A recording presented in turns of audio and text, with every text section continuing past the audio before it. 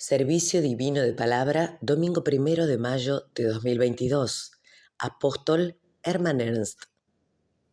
El texto para esta mañana se encuentra en Hebreos, en el capítulo 13, versículos 15 y 16. Así que ofrezcamos siempre a Dios, por medio de Él, sacrificio de alabanza, es decir, fruto de labios que confiesen su nombre. Y de hacer bien y de la ayuda mutua no os olvidéis, porque de tales sacrificios se agrada a Dios. Traemos los cariñosos saludos del apóstol de distrito, de los amados apóstoles y obispos. Gracias.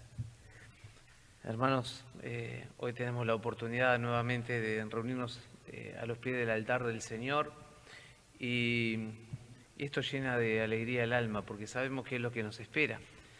Una nueva demostración de su amor, de su delicadeza hacia cada uno de nosotros, una nueva enseñanza, una nueva fuente de consuelo y de fuerzas para poder proseguir en el camino, con todas las certezas que nos trae lo que el Espíritu Santo manifiesta desde el altar del Padre para cada uno de nosotros. En este himno que ejecutaba nuestro hermano, esas últimas expresiones que lleva la letra de este himno, es por la fe y el amor que entraremos a Canaán. Y entonces poder reafirmar una vez más lo vital que es para nuestra vida. No solamente cuando estamos ahora reunidos de una forma u otra a los pies del altar, entonces mirar lo vital que es para nuestra vida espiritual, sino que somos una persona, somos una unidad, cuerpo, alma y espíritu. Y entonces poder ver cuánto impacta esa fe y ese amor en nuestra vida cotidiana. Es el tiempo de la siembra, es el tiempo en el que podemos ir generando, ir consiguiendo esas piedras preciosas que habrán de embellecer la corona de la vida eterna. Y entonces cada lucha, cada circunstancia, cada situación lleva una connotación especial. Y en esto también quisiéramos ya aquí hacer un paréntesis y mirarnos un poquito, decir cuánto de mi tiempo, del tiempo que Dios me regala sobre la tierra, quizás lo utilizo para quejarme de lo que hay alrededor, para quejarme de lo que pasa, lo que me pasa a mí directamente. Y entonces un poquito enfrentar esto a la fe, ¿no? Y poder decir, y entonces, ¿hasta dónde llega mi fe? ¿Hasta dónde llega mi confianza? Y también poder mirar en nuestras reacciones si es realmente el amor que fue derramado en nosotros por el Espíritu Santo, el que prevalece en nuestro día a día, para poder realmente vivir como auténticos discípulos del Señor, para poder hacer esa buena siembra. Y en el texto que hemos leído en esta carta a los Hebreos, aquí deja algo en claro, pone de manifiesto que la alabanza a Dios y el dedicarnos al prójimo, entonces ya en aquel tiempo posterior al sacrificio de Cristo, entonces reemplazaban los sacrificios que se llevaban a cabo frente al altar del Señor, ese servicio de sacrificios. Y hasta allí las ofrendas eran expiatorias de pecado, eran la expresión del ser humano frente a Dios, de que se reconocía en sus errores, se reconocía pecador, débil, y de alguna forma era manifestar mediante esos holocaustos, esas ofrendas, su arrepentimiento y su reconocimiento de su pequeñez. Ahora ya estaba hecho el sacrificio de Jesús, y entonces en esta carta queda bien claro que las ofrendas son motivo de alabanza a nuestro Padre, tienen que ser impulsadas por esto. Y también aquí podemos hacer otro paréntesis y preguntarnos cuánto alabamos a Dios a través de nuestras ofrendas, cuál es la vinculación, qué es lo que nos impulsa. No olvidemos que Caín también ofrendaba de lo mejor de su cosecha, pero había una diferencia con Abel y era la posición de corazón. Que cada vez que tengamos la oportunidad de ofrendar de la forma que sea, así quienes hoy también viven los servicios divinos por este medio, entonces quizás lo hacen por medios digitales, que quizás antes de dar el último clic, o cuando lo podamos hacer presencialmente, cuando estamos colocando ese dinero en la caja de ofrenda, podamos cuestionarnos, podemos reflexionar en cuál es el sentido, cuál es el sentir que colocamos en esto. No es una cuota, no es un seguro, no es algo que estamos pagando, sino simplemente alabanza, agradecimiento al Padre por tanto amor, por tanta gracia. Y así como ofrendamos de diferentes formas de los aspectos de nuestras vidas, el sacrificio que podemos hacer por su obra, las ofrendas de tiempo, en todo que pueda ser las primicias y que puedan ser una sincera expresión de reconocimiento de que todo es de Dios y para Él lo mejor. Y entonces, así como era expresado, entonces, bueno, la alabanza a Dios, no porque hoy lo aprendemos, no porque lo sabemos y entonces es algo que debemos hacer, sino reflexionar desde lo íntimo, desde lo profundo. En los Hechos, en el capítulo 16, está el relato de cuando Pablo y Silas fueron llevados prisioneros y dice que los azotaron mucho y sin embargo, y bueno, los colocaron en el último calabozo, en el de más adentro, y dice que ellos en la noche oraban y cantaban himnos de alabanzas a Dios.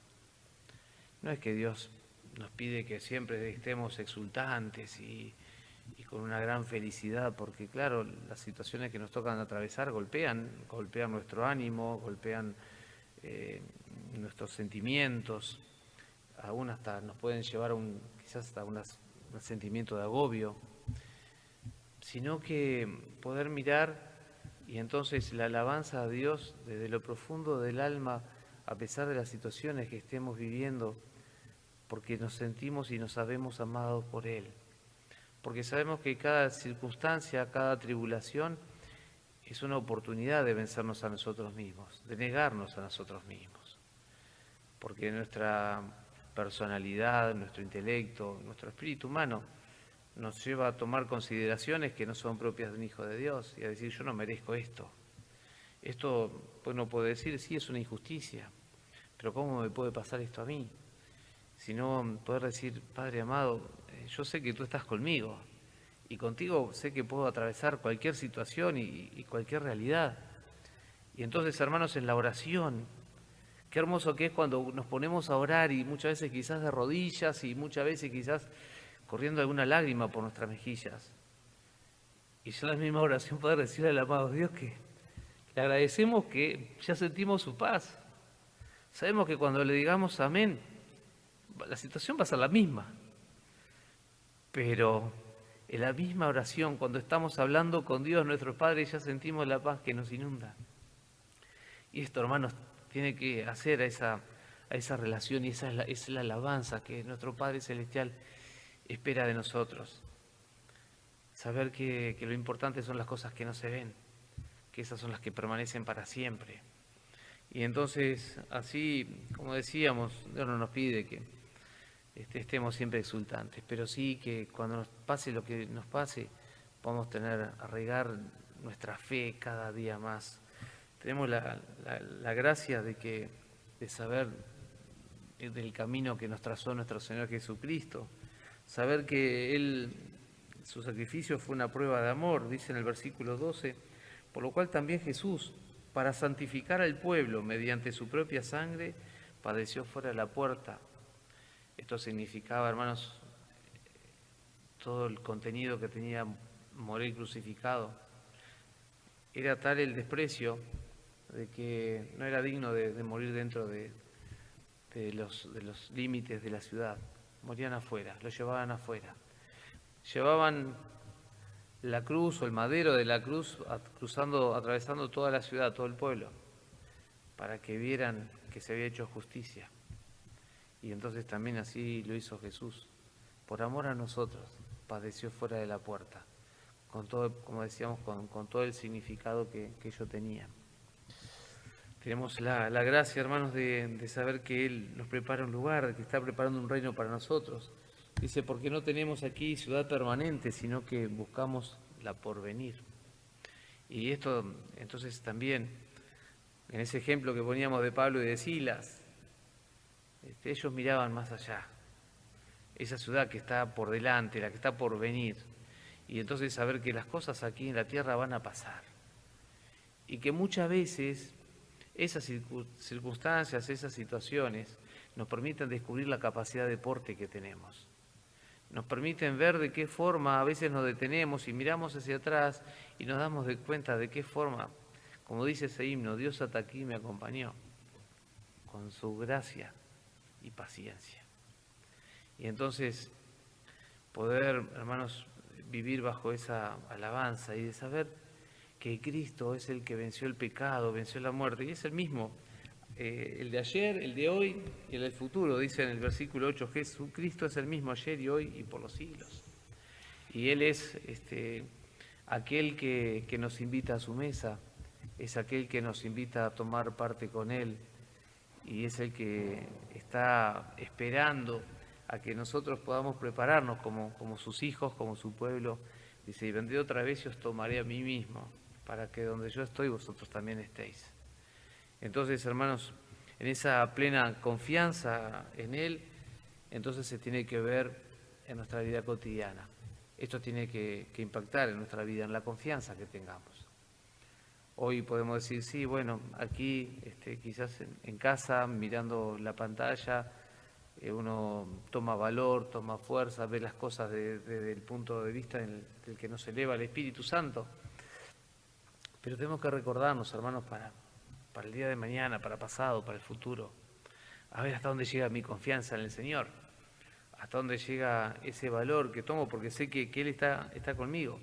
Y entonces vamos estableciendo una escala de valores y viviendo conforme a una escala de valores y de prioridades, que hacen que en cada situación podamos estar mirando si lo que estamos pensando, ese pensamiento al que le estamos dando lugar, si lo que pensamos decir, si nuestras obras se corresponden con la voluntad divina.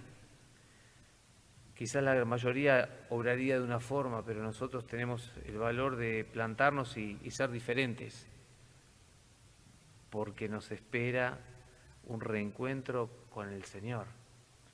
Y entonces Él se tiene que encontrar a sí mismo cuando venga, y se tiene que encontrar a sí mismo en mi alma.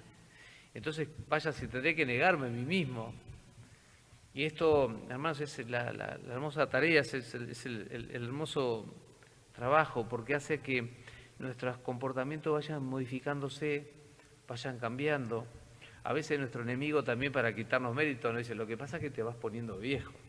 Lo que pasa es, claro, ahora ya no tenés la fuerza ni el vigor que antes, claro, cuando eras chico, eras más joven, rápidamente tomabas decisiones, rápidamente reaccionabas.